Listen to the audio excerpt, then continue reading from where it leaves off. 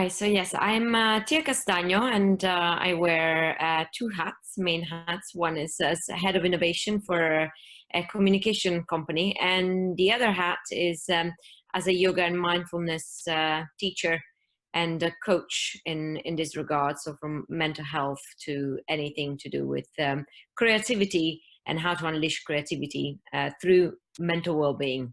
Okay. For me, creativity means to work from our right brain, which is the first part of the brain that starts working as soon as we are born, and means just having this curiosity and never losing the curiosity that we had when we were children, on the way we approach things. So it's in a way demystifying creativity as something that's it's only a prerogative of artists, and seeing it as something that we can apply to literally everything we do, from the most mundane tasks on a daily basis.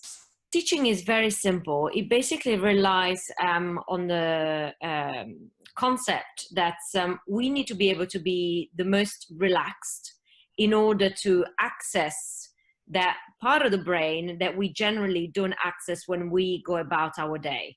So we function mainly through our sympathetic nervous system, which keeps us on the alert all the time and makes us do things that are in a logical way. So we apply our logic pretty much constantly throughout the day.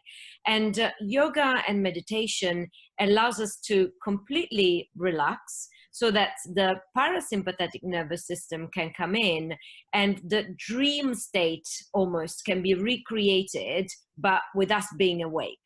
And when we are in that state, which is more our kind of subconscious state, that's when ideas and new connections are made by the brain that get us to see things in a different way, compared to when we just examine them with our logic hat on.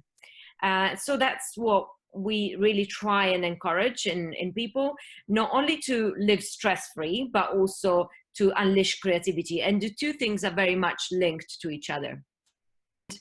That doesn't mean that ideas come out of nothing. Like, some people might think, oh, okay, then if I start meditating, all of a sudden I managed to be able to solve a problem without having any knowledge on the subject. Or so there are stages that you go through in the creative process, which means that if you are confronted with a problem that you have from a marketing perspective, for instance, or any other creative output and brief that you ask to answer, you still have to do a lot of research to start with. So you go into a mode where you collect all the information you need, and you look at all your sources, and you get to the point where almost your brain can't take any more information.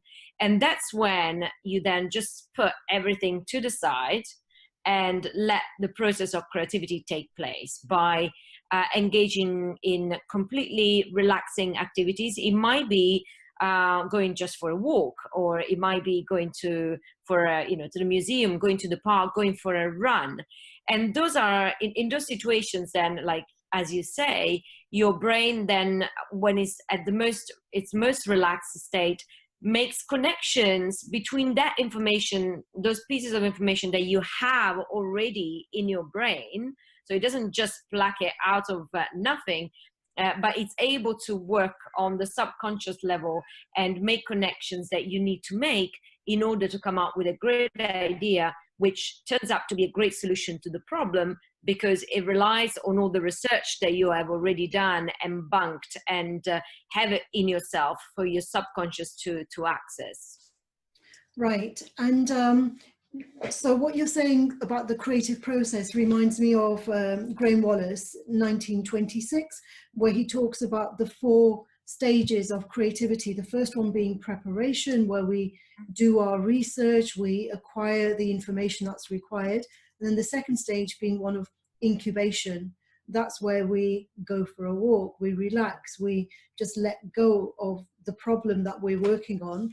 And the third stage being illumination, when the ideas emerge. But then there's the 4th essential stage, which a lot of people don't mention or don't focus on enough, which is the stage of evaluation. Testing. Yeah.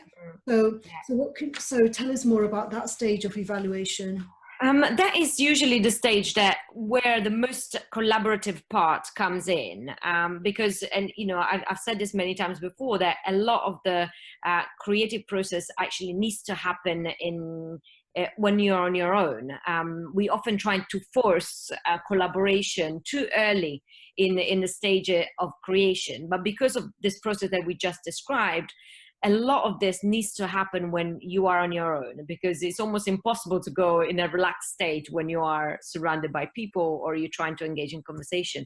So that's when we, you know, in our world, for instance, we take the ideas to test, and then you discuss them with people around you, and that's when your brain comes back into being kind of in the left mode, when you are more on your logic side, and you're actually looking at what you've come up with and see whether that can actually work to solve the issue that you have. And then you start also raising the problems that that idea might encounter in the future. And that's when you need the help of other people to also come up with pros and cons and really evaluate it.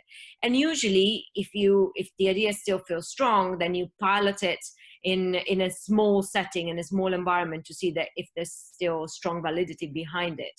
So it's always good to not really start testing until you have a number of ideas, that so that you avoid disappointment from one idea not working and actually not resisting the test.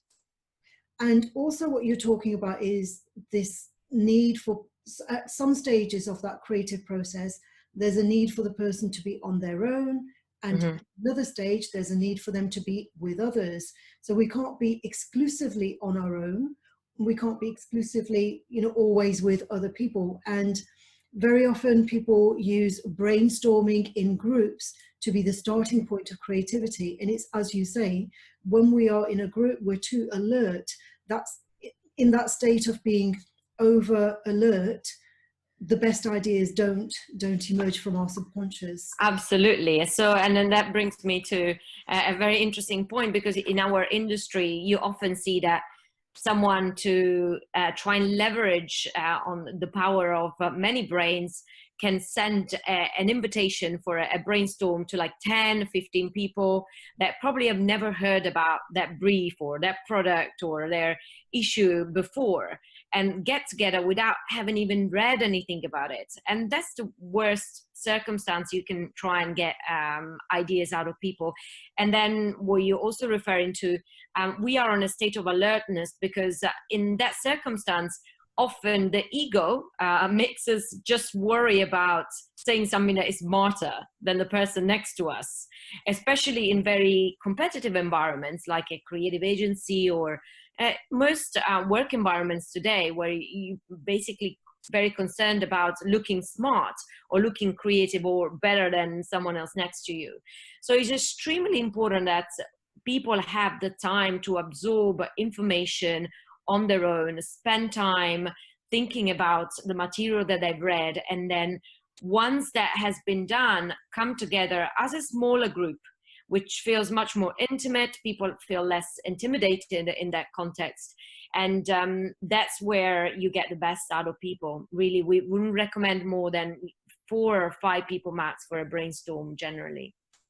Yes, and it's, as you say, it's so important to allow them to have that preparation time before they are put together in that kind of environment. And also you use the word intimidation, because for creativity, as I'm sure we both agree, we need to be relaxed. And if we feel intimidated, we're not in a state of trust, or, you know, willing to be as open as we need to be. Yes, and that is also connected to the fact that we have been, since growing up, we have been put into a mindset of being fearful of failure, and creativity needs failing to really be explored. However, it's very, very difficult in the workplace these days, but even in universities, in schools, in the education system, to find the space to fail, to say something wrong, and to still see it as a learning opportunity. And generally, when we are told, oh, that an idea that we've had is not good enough, we don't take that as a learning opportunity to come back with something stronger, but we take it as something that really kills our ego and puts us in a state of feeling very insecure, and perhaps sometimes can even takes us in a different way, and not wanting to work in a creative environment anymore because we feel that maybe it's not our destiny. And so there is work on one end to be done on people's mindsets, so that people can really embrace a growth mindset and see failure as an opportunity to do something better in the future. And on the other end, of course, there are also processes such as giving people time and creating environments for brainstorming that feel safer. Yes, and as you say, there needs to be an environment of trust and also loyalty, because in many organizations, if an employee makes a mistake that is a costly mistake, they will lose their job. There isn't enough loyalty within that organization to give that person the courage to know that even if they make a mistake that may cost the business a large sum of money, they won't lose their job, because in most cases they would just be fired, wouldn't they? Yes, absolutely. And I think the startup environment is much more positive in that sense, because you have to really fail in order to find the way and thrive. And that's why big organizations now have startup programs where they try and learn from startups and incorporate some of the thinking. Also, because otherwise you end up losing your best talent. The talent that can really drive your organization forward, just because you're not creating the environment to nurture that talent that can find much more space and freedom working with startups or more creative outfits. And when you're talking about startups, it's usually the person who owns the startup that is making the mistake. So they are actually investing in their own failures. Whereas in a startup, if an employee makes a mistake, that could be the end of the business. The business could go under because it's not strong enough, it's not mature enough to survive. Yes, I think you always need to find the balance between making sure that there is room for people to fail, but at the same time, it needs to be some sort of like measured risk that you take. So you need to know from the beginning what the risks that decision involve and whether you are prepared to take them as a business owner.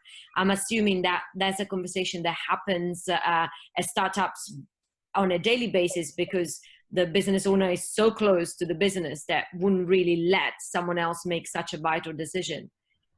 Yes, there needs to be the confidence, the self-confidence in the person who is allowed to take those risks that could be, too costly, and it could be too disruptive. It could damage the business, especially if Absolutely. it's a family business. Yeah, especially Yeah. when it's a family business, it could mean the breakup of families if the Oh, yes. Yeah. If we go all the way back to where we can really impact people is on mindset. So the focus, rather than on talent, on effort. So we need to start educating children from the very beginning about the fact that they get praised for the effort that they put into things rather than natural talents, because that's the only way to nurture things like creativity to really flourish, because they know that it's about the effort that they put in rather than something innate that they either have it or they don't.